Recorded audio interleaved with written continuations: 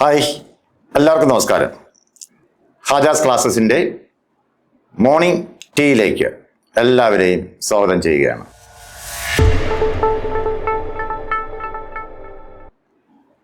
ഒരു അടിപൊളി ചായയോടൊപ്പം അറിവിൻ്റെ സ്വാദിഷ്ടമായ ഒരു ചായ നമുക്കിപ്പോൾ ആസ്വദിക്കാം.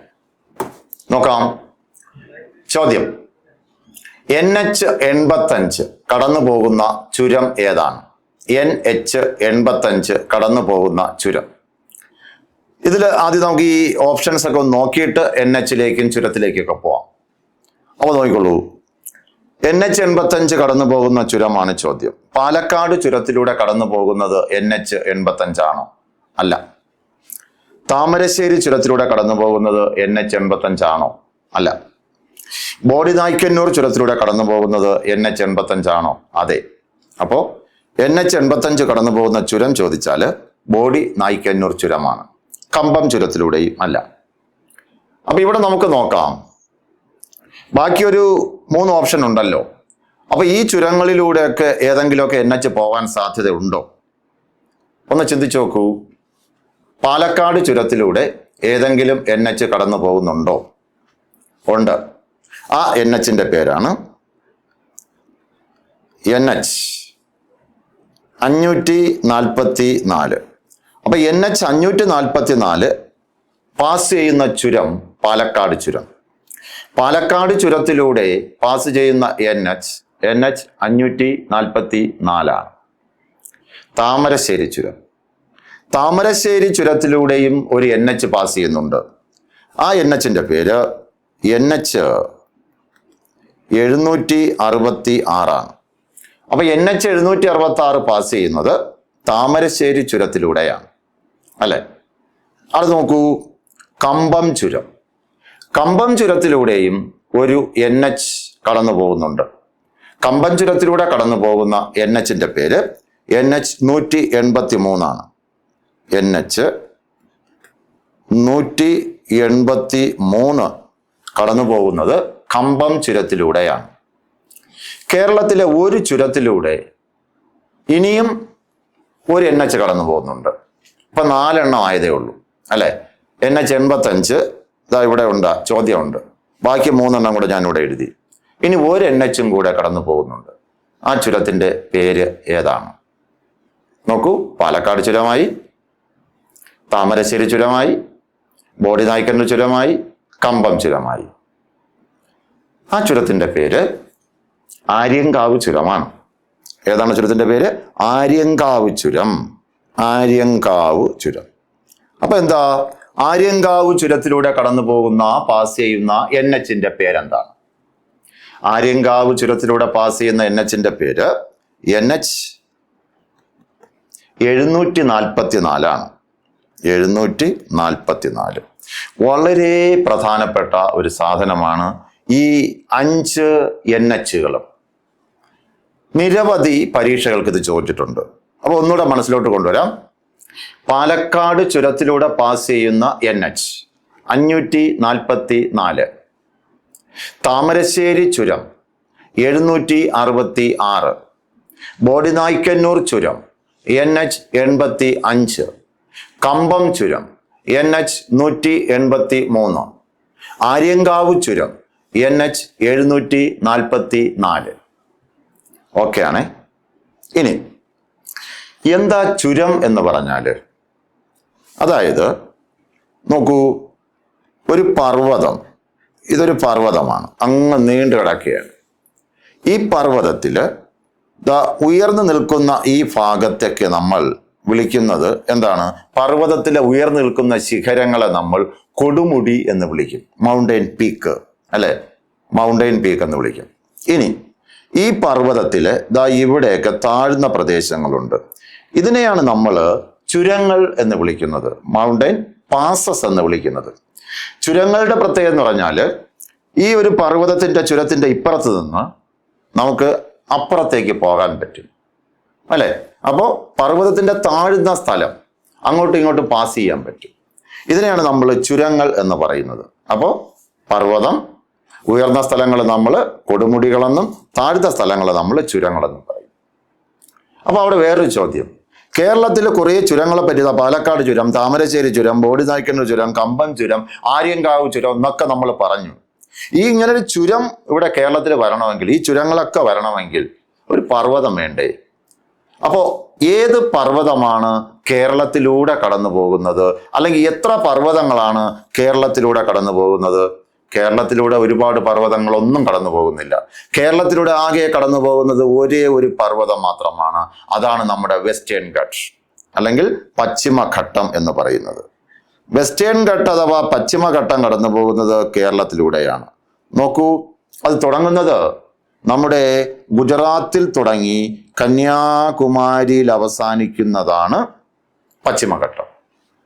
സംസ്ഥാനങ്ങൾ ഏതൊക്കെയെന്ന് ചോദിച്ചാൽ ഗുജറാത്ത്, മഹാരാഷ്ട്ര, ഗോവ, കർണാടകം, കേരളം, തമിഴ്നാട്. 6 സംസ്ഥാനങ്ങളിലൂടെ ഈ പർവ്വതം കടന്നു പോകുന്നുണ്ട്. പശ്ചിമഘട്ടം കടന്നു പോകുന്ന സംസ്ഥാനങ്ങളുടെ എണ്ണം 6. ഏതൊക്കെയാണ്? ഗുജറാത്ത്, മഹാരാഷ്ട്ര, ഗോവ, കർണാടകം, കേരളം, തമിഴ്നാട്. പശ്ചിമഘട്ടം ഏറ്റവും കൂടുതൽ കടന്നു പോകുന്ന സംസ്ഥാനം ചോദിച്ചാൽ കർണാടകയാണ്. പശ്ചിമഘട്ടം ഏറ്റവും കൂടുതൽ പാസ് ചെയ്യുന്ന സംസ്ഥാനം കർണാടക. അപ്പൊ പശ്ചിമഘട്ടം ഏറ്റവും കുറവ് പാസ് ചെയ്യുന്ന സംസ്ഥാനം ചോദിച്ചാൽ ഗോവയാണ്. ഏറ്റവും കൂടുതൽ കർണാടകയും ഏറ്റവും കുറവ് ഗോവയുമാണ്. പശ്ചിമഘട്ടം പാസ് ചെയ്യാത്ത കേരളത്തിലെ ഒരു ജില്ലയുണ്ട്. പ്രീവിയസ് ക്വസ്റ്റ്യൻ ആണത്. പശ്ചിമഘട്ടം പാസ് ചെയ്യാത്ത കേരളത്തിലെ ഏക ജില്ല ആലപ്പുഴയാണ്. പശ്ചിമഘട്ടം കടന്നു പോകാത്ത കേരളത്തിലെ ഏക ജില്ല. നമുക്കറിയാം, ഇപ്പൊ ഒരു മലയോര ഹൈവേ അങ്ങ് നിർമ്മിച്ചുകൊണ്ടിരിക്കുകയാണ് അല്ലെ? തിരുവനന്തപുരത്ത് പാറശാലയിൽ തുടങ്ങി കാസർഗോഡ് നന്താരപ്പടവ് എന്ന് പറയുന്ന സ്ഥലം വരെയാണ് മലയോര ഹൈവേ, ഹിൽ ഹൈവേ നിർമ്മിക്കുന്നത്. ഇവിടം വരെയാണ് പാറശാല ടു നന്താരപ്പടവ്. നന്താരപ്പടവ് നമ്മുടെ കാസർഗോഡാണ്. ഈ റോഡ്, അതായത് മലയോര ഹൈവേ കടന്നു പോകാത്ത കേരളത്തിലെ ഏക ജില്ല ഏതായിരിക്കും? പാലക്കാടായിരിക്കും. ആലപ്പുഴയായിരിക്കും. എന്തുകൊണ്ട് ആലപ്പുഴ ജില്ലയിലൂടെ മലയോര ഹൈവേ കടന്നു പോകുന്നില്ല? ആലപ്പുഴ ജില്ലയിൽ ആരുടെ സാന്നിധ്യമില്ല? പശ്ചിമഘട്ടത്തിന്റെ സാന്നിധ്യമില്ല. അതിന്റെ അർത്ഥം എന്താണ്? കേരളത്തിലെ പശ്ചിമഘട്ടമുള്ള 13 ജില്ലകളിലൂടെയും ഈ റോഡ് കടന്നു പോകുന്നു. അതുകൊണ്ട് തന്നെയാണ് അതിന്റെ പേര് മലയോര ഹൈവേ എന്ന പേര് കിട്ടുന്നത് അല്ലെ? അപ്പൊ മലയോര ഹൈവേ തിരുവനന്തപുരം ജില്ലയിലെ പാറശാല മുതൽ കാസർഗോഡ് ജില്ലയിലെ നന്താരപ്പടവ് വരെ വ്യാപിച്ചിരിക്കുന്നു. അത് കടന്നു പോകാത്ത ഏക ജില്ല ആലപ്പുഴയാണ്. യെസ്. ഇനി നമുക്ക് പശ്ചിമഘട്ടത്തിലേക്ക് തന്നെ വരണം. ഈ പശ്ചിമഘട്ട പർവ്വതത്തില് നിരവധി ചുരങ്ങളുണ്ട്. കേരളത്തിൽ ഒരുപാട് ചുരങ്ങളുണ്ട്. പക്ഷേ ഗുജറാത്തിൽ തുടങ്ങി തമിഴ്നാട്ടിലെ കന്യാകുമാരിയിൽ അവസാനിക്കുന്ന പശ്ചിമഘട്ടത്തിലെ ഏറ്റവും വലിയ ചുരം സ്ഥിതി ചെയ്യുന്നത് നമ്മുടെ കേരളത്തിലാണ്. ആ ചുരത്തിന്റെ പേര് പാലക്കാട് ചുരമാണ്. ഏതാണ്ട് 40 കിലോമീറ്റർ ആണ് പാലക്കാട് ചുരത്തിന്റെ വീതി എന്ന് പറയുന്നത്. നമ്മൾ പാലക്കാട് നിന്നും നമുക്ക് കോയമ്പത്തൂരിലേക്ക് പോകണമെങ്കിൽ ഈ ചുരത്തിലൂടെ പാസ് ചെയ്താണ് നമുക്ക് അപ്പുറത്തേക്ക് പോകാൻ, റോഡാണെങ്കിൽ. അവിടെ വേറൊരു ചോദ്യം കൂടെ ഉണ്ട്. പാലക്കാട് ചുരത്തിലൂടെ ഇന്ത്യയിലേക്ക് പ്രവേശിക്കുന്ന ഒരു നദിയുണ്ട്, കേരളത്തിലേക്ക് പ്രവേശിക്കുന്ന ഒരു നദിയുണ്ട്. പാലക്കാട് ചുരത്തിലൂടെ കേരളത്തിലേക്ക് പ്രവേശിക്കുന്ന നദി ഭാരതപ്പുഴയാണ്. ഭാരതപ്പുഴ. അപ്പൊ അവിടെ ചോദ്യം എന്താണ്? ഭാരതപ്പുഴ പാലക്കാട് ചുരത്തെ ക്രോസ് ചെയ്ത് കേരളത്തിലേക്ക് വരികയാണ് അല്ലെ? ഈ കേരളത്തിലെ പശ്ചിമഘട്ടത്തിലുള്ള വടക്കേ അറ്റത്തെ ചുരം ചോദിച്ചാൽ ആലട്ടി ചുരമാണ്. ഒന്നുകൂടെ, പശ്ചിമഘട്ടത്തിലെ വടക്കേറ്റത്തെ ചുരം അല്ല ഞാൻ പറഞ്ഞത്. കേരളത്തിലെ വടക്കേറ്റത്തെ ചുരം ചോദിച്ചാൽ ആ ചുരത്തിന്റെ പേര് ആലട്ടി ചുരമാണ്. ആലട്ടി ചുരം. പശ്ചിമഘട്ടത്തിലെ തെക്കേ അറ്റത്തെ ചുരം ചോദിച്ചാൽ അത് നമ്മുടെ തിരുവനന്തപുരത്തെയും തിരുനെൽവേലിയെയും തമ്മിൽ കണക്ട് ചെയ്യുന്ന ആരുവായ് മൊഴി ചുരമാണ്. മറ്റൊരു പേര് ആരംപോളി ചുരമാണ്. ഇതാണ് പശ്ചിമഘട്ടത്തിലെ തെക്കേ അറ്റത്തെ ചുരം. കേരളത്തിലെ വടക്കേ അറ്റത്തെ ചുരം ചോദിച്ചാൽ ആലട്ടി ചുരമാണ്. ആലട്ടി ചുരം എന്നാൽ പശ്ചിമഘട്ടത്തിലെ വടക്കേറ്റത്തെ ചുരം അല്ല എന്നും കൂടെ ഒന്ന് ഓർമ്മിച്ച് വെച്ചേക്കുക. പിന്നെ നിരവധി ചുരങ്ങളുണ്ട്. അതിലൊരു 5 ചുരങ്ങളാണ് നമ്മൾ ഇപ്പൊ ഇവിടെ കാണുന്നത്. പാലക്കാട് ചുരം പാലക്കാടിനെയും കോയമ്പത്തൂരിനെയും തമ്മിൽ കണക്ട് ചെയ്യുന്നു. താമരശ്ശേരി ചുരം കോഴിക്കോടിനെയും വയനാടിനെയും തമ്മിൽ കണക്ട് ചെയ്യുന്നു. അല്ലെങ്കിൽ കോഴിക്കോടിനെയും മൈസൂരിനെയും തമ്മിൽ കണക്ട് ചെയ്യുന്നു. താമരശ്ശേരി ചുരത്തിന്റെ മറ്റൊരു പേരാണ് എന്താണ്? വയനാട് ചുരം എന്നും പറയാറുണ്ട്. എന്നാൽ താമരശ്ശേരി ചുരം സ്ഥിതി ചെയ്യുന്നത് വയനാടല്ല, കോഴിക്കോട് ജില്ല. അത് പ്രീവിയസ് ആണ്. താമരശ്ശേരി ചുരം സ്ഥിതി ചെയ്യുന്നത് ഏത് ജില്ല എന്ന് ചോദിച്ചാൽ കോഴിക്കോട് ജില്ലയിലാണ്. പക്ഷെ അതിനെ വയനാട് ചുരം എന്നും പറയപ്പെടുന്നുണ്ട്. സ്ഥിതി ചെയ്യുന്നത് കോഴിക്കോട് ജില്ലയിലാണ്. ഇനി ബോഡിനായ്ക്കന്നൂർ ചുരം എന്ന് പറഞ്ഞാൽ ഇടുക്കി ജില്ലയിലാണ്. ഇടുക്കിയെ മധുരയുമായി ബന്ധിപ്പിക്കുന്ന ചുരമാണ് നമ്മുടെ ബോഡിനായ്ക്കന്നൂർ ചുരം. ഇടുക്കിയെ മധുരയുമായി ബന്ധിപ്പിക്കുന്ന ചുരം ബോഡിനായ്ക്കന്നൂർ ചുരം. ഇനി കമ്പം ചുരം, അതും ഇടുക്കി ജില്ലയിൽ തന്നെ. ഇടുക്കി ജില്ലയെ അല്ലെങ്കിൽ ഇടുക്കിയെ കമ്പവുമായി ബന്ധിപ്പിക്കുന്നു. തൊടുപുഴയെ കമ്പവുമായി ബന്ധിപ്പിക്കുന്നു എന്നും പറയാം. നമ്മുടെ ഇടുക്കി ഡാമിലെ, ഇടുക്കി പോലത്തെ ചില ഡാമുകളിലെ വെള്ളം ഉപയോഗിച്ചാണ് കമ്പം തേനി ഭാഗത്ത് തമിഴ്നാട്ടുകാര് നിർമ്മിക്കുന്നത്, പിന്നെ കൃഷി ചെയ്യുന്നത് ഗ്രേപ്സ്, അല്ലെ? ഗ്രേപ്സ് കൃഷി ചെയ്യുന്നത് നമ്മളെ വെള്ളം ഉപയോഗിച്ചിട്ടാണ്.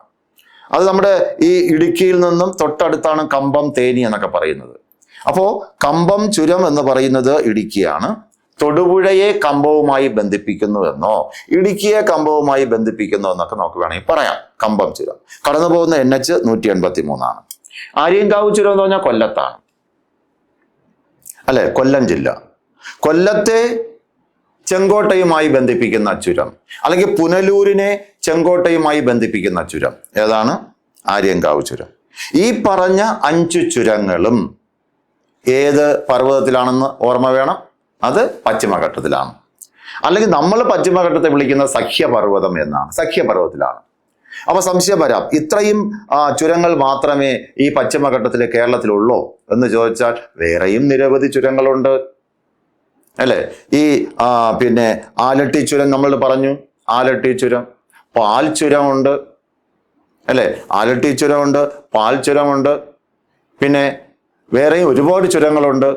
അതൊരു കോഡ് വെച്ചാണ് നമ്മൾ സാധാരണ പിള്ളേരെ പഠിപ്പിക്കുന്നത്. അലന്റെ പേരക്കുട്ടി, അലൻ എന്ന് പറഞ്ഞാൽ ആലട്ടി ചുരം. പേരക്കുട്ടി അത് പേരമ്പാടി ചുരമാണ്. പാൽ കുടിക്കാൻ അത് പാൽ ചുരമാണ്.